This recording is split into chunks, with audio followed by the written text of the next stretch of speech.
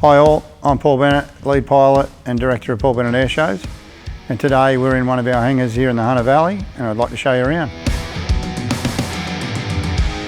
Behind me here is the biggest aircraft in our fleet. It's a 1942 Grumman Avenger, largest single engine bomber from World War II. It's powered by a 1950 horsepower 14-cylinder radial engine called a Wright Cyclone R2600. It's got a 3-bladed Hamilton standard hydromatic propeller.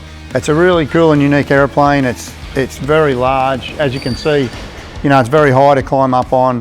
It's very heavy to fly. It's quite nice and balanced to fly, but it's heavy in roll, it's heavy in pitch, it's heavy in yaw. It's also unique with its the folding wing mechanism here. That was designed so that it could go on aircraft carriers, because when the wings are spread out, it's 54-foot wingspan, so it'd just take up way too much room. We're just having a look at this beautiful Wirraway behind me. So it's a 1942, one of only 3 flying in the world. Pretty cool machine really. It was used by the Australian Forces. Air Force pilots used to learnt on Tiger Moth, and they went to a Wirraway, and then they went to a Spitfire. So it's a great trainer. Pretty much if you can fly this, you can fly just about any warbird, to be honest. And we do a fair bit of training in this. We put a potential pilot in the front, I fly in the back, and we get them up to speed. Powered by a 600 horsepower Pratt & Whitney, a Wasp engine, 9-cylinder radial, single stage supercharger with a 3-blade Hamilton standard hydromatic propeller. Both the Wirraway and the Avenger are very special to me. They were owned by a late friend of mine, and I'll probably never sell them as long as I live. Great machines. Moving on to the next aircraft in the hangar. This is one of my favourites actually. It's not the most pretty, but it's a very nice machine to fly. It's a T-28 Trojan, powered by another 9-cylinder radial engine. It's an R1820 Wright Cyclone, 1425 horsepower, and another 3-bladed Hamilton standard hydromatic propeller. It was built in 1954, and it was used for training by the US Air Force, Navy and Army. I always wanted a T-28 Trojan. I've actually named my fiberglass company and my freight company Trojan Fiberglass and Trojan Freight, because I guess I just always had a dream of owning a Trojan one day, and so I had to follow through with that and finally have one. It was the first serious warbird I ever got to fly, to be honest, and I really liked it. It's very nice balance controls, nice in pitch, nice in roll, nice in yaw. It goes pretty good, not a challenge to run in at 300 knots. It goes vertically very well. You can roll on the vertical. It's really nice to do aeros with. All in all, it's a pretty cool machine. It's nice to take people for a ride in. Do a bit of training in it too and get people up to speed for warbirds and operating.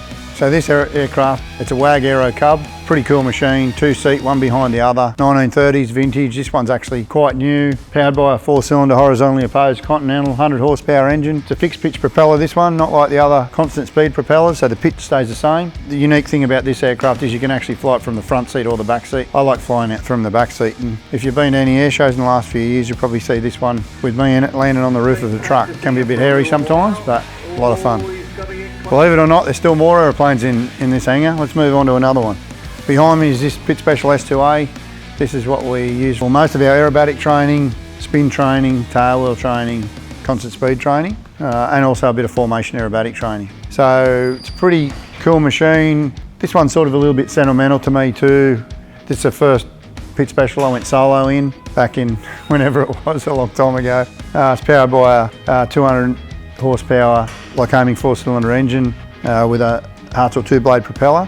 So what we do with training is we put the student pilot in the back where all the instruments are in a better view, and then I sit in the front, and then once we get them up to speed and we've taught them all the manoeuvres, then I get out and we put a cover over the front canopy, and then the first time they go to an aerobatic competition, this is the aeroplane they fly. When we go to put them in a single seat Pit Special, then we swap over and we put the student in the front, me in the back, and they learn to fly it from the front seat, and then that gives them a good picture for when they get in a single seat pitch. But pretty cool machine. We've just recently completely rebuilt it, overhauled it. The registration PDU, it used to belong to a good friend of mine who actually taught me aerobatics, Philip Douglas Unicom, so that's why the rego stayed the same as PDU. This aircraft actually belonged to the Jordanian Falcons before it came to Australia. Unique aircraft, it's special to him and it's special to me. Now we're in front of the Pitts Model 12, pretty cool machine. It's powered by a round engine, this one, so it's one of the few Pit Specials that has a radial engine, so it's got a 9-cylinder radial, the same as what's in a Sukhoi or the same what's in the Yak 52. So it's called an M14P. It's got a 3-blade MT propeller. Pretty cool machine. This one's actually 360 horsepower. You can have them up to, I think, maybe 460 or 70 horsepower now. They've done some modifications to the engine and the supercharger, but we find it goes pretty well for what we want. So Jesse displays this one at Airshows. It's 2-seat. Also do some training in it, debating on what we're trying to do. Normally I sit in the front, we have the student in the back. Use it for a little bit of spin training. It's a pretty cool machine. I mean, one of the unique things about this aircraft is the propeller goes the other way to the S2A or all the other Lycoming powered, I guess what we call them conventional engines. It's got a big rudder, it's got the horn balance on top of the rudder. Sort of doesn't suit me 100% for like being an airshow aircraft. Becomes a little bit unpredictable down low for tumbling manoeuvres. Personally, I find that the front end is too big for the back end, but all in all, it looks unreal. Like everyone loves to see it parked on the ramp at an air show, and it sounds unique, puts out heaps of smoke, cool machine. Another one we love, really. Thanks everyone for coming on a tour of one of my hangars. That was 6 of my 22 aircraft. If you want to see these aircraft live, up close and personal, check out our upcoming events page and see when they'll be coming to an air show near you.